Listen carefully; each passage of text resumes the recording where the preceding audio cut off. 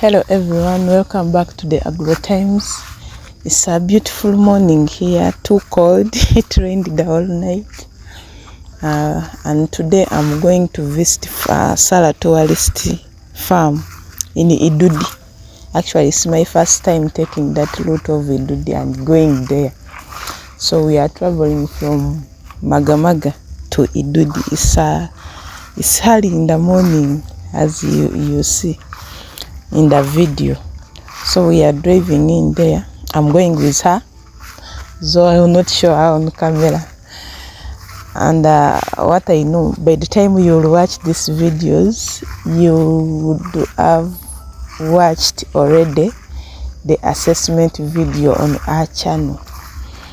So I'm putting my focus in today's video on agriculture, mindset, and transformation in Africa.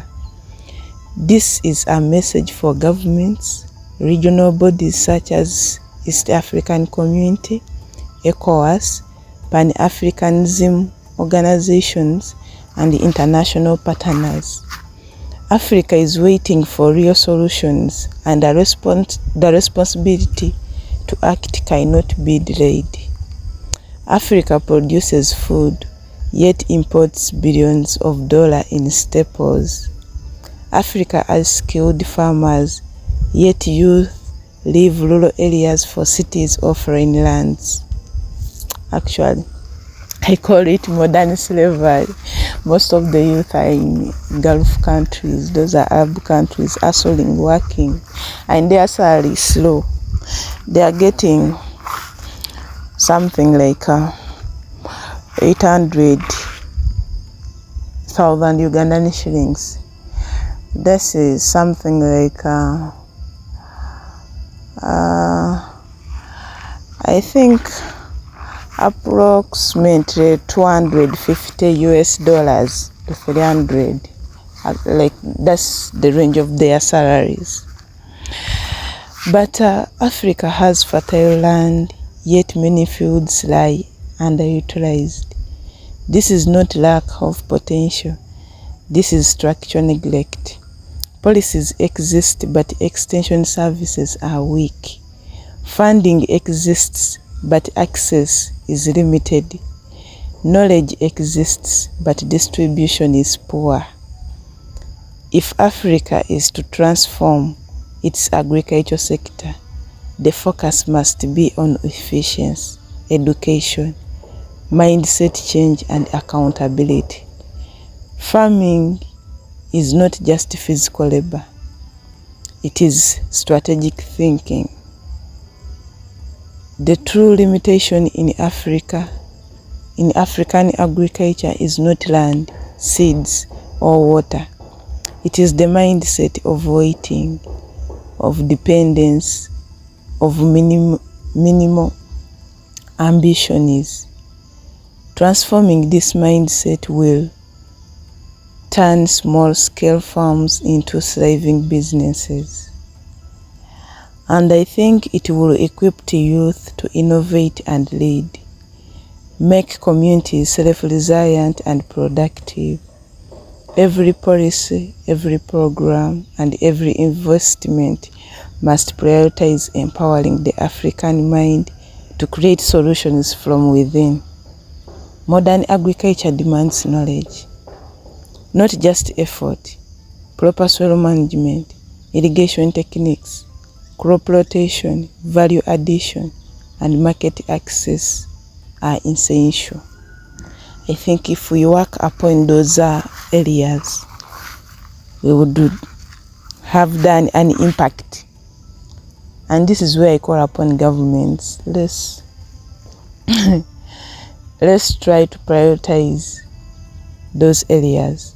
Governments and organizations must focus on scaling education and capacity building programs that reach real farmers, not just urban centers or study reports. Investment in knowledge multiplies returns in productivity, sustainability, and economic growth. This tendency of giving youth in the ghetto money Like here in Uganda, they are giving youth in ghettos money, but that money is just misused. There is no actual mindset training shifts. There is no actual strategies in investment. Money for PDM. Ugandans, you know about that money, those funds. Yes, Ugandans are getting PDM money, but a few are investing actually in agriculture, as it suggests. Few of them are investing in businesses. You end up, someone gets that money, pays school fees for the kids, eats it, or do other business, other things. And at the end of it all, governments are ending up imprisoning those people. Because this money is not given out free. Of course, at the end of it all, the money is returned back. But most of Ugandans fail to return back that money. We had, here in Busoga region, we had a program on irrigation schemes, and farmers were paying 1 million Ugandan shillings. Actually, each district had this program, but the sensitization was low. It was actually poor. Most farmers knew about this system when it is phasing out, but it had lasted here for more than 5 years. And a few farmers have the irrigation systems on their farms. Why? It wasn't sensitized as much. Like they were not informed. So a lot of programs on the district, actually the government of Uganda, more so the agriculture sector, I salute it.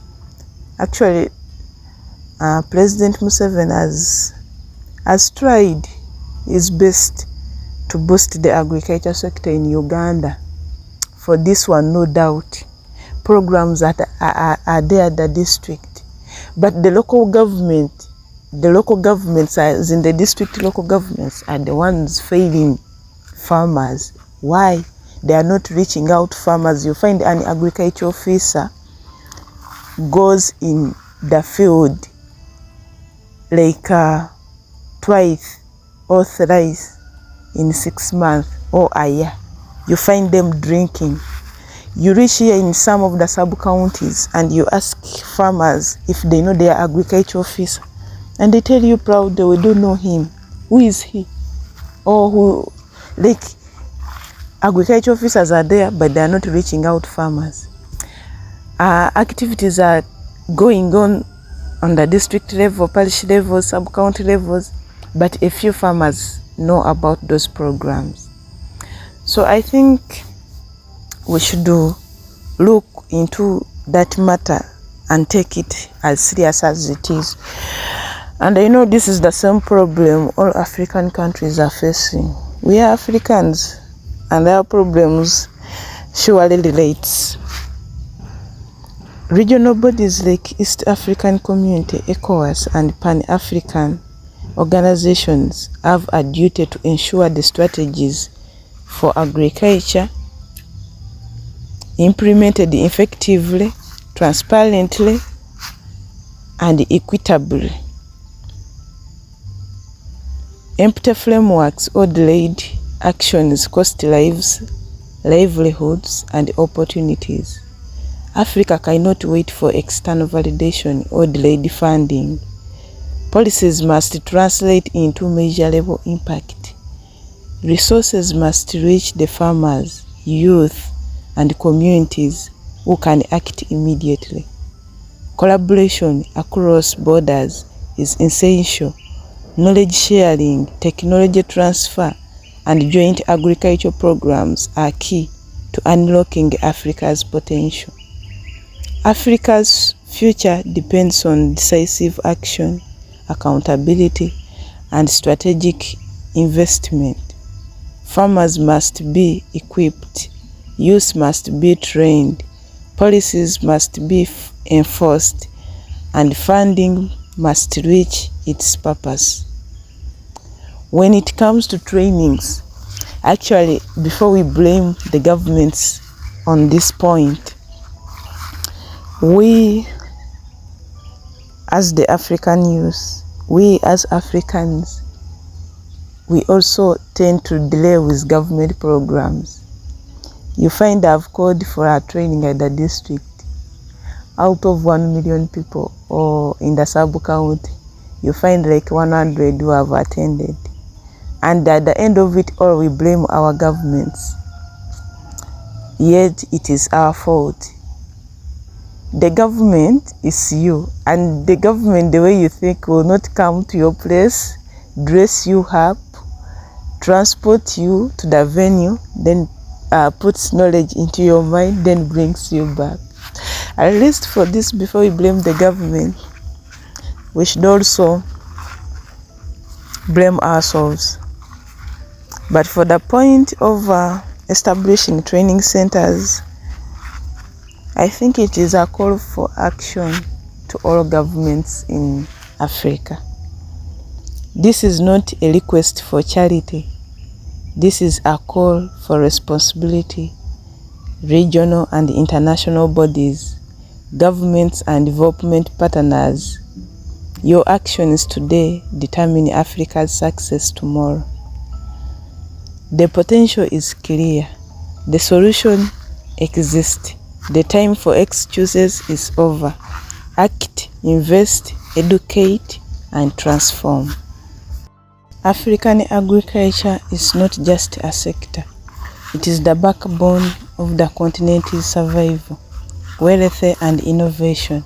Africa will rise when the right mindset is embraced, when policies are enforced, and when farmers, youth, and communities are empowered to act.